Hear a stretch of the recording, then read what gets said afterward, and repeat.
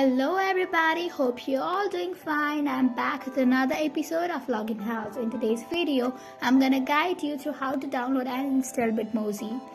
So Bitmoji app for iPhone, iPad, Android and Chrome lets you create and send your own personalized emoji to others. So isn't that interesting?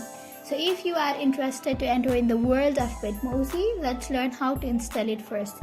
To learn how, keep watching the video till the end and do not forget to subscribe to our channel by hitting the subscribe button, press the notification bell icon so that you'll never miss another update from us.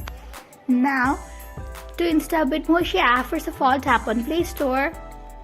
Now go to the search box and type for Bitmoji.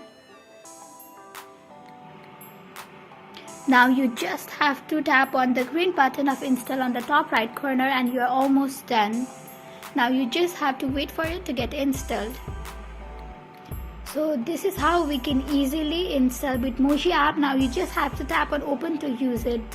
So this is it. It was really easy. I hope you found the video to be helpful. If you did, go ahead and give us a thumbs up.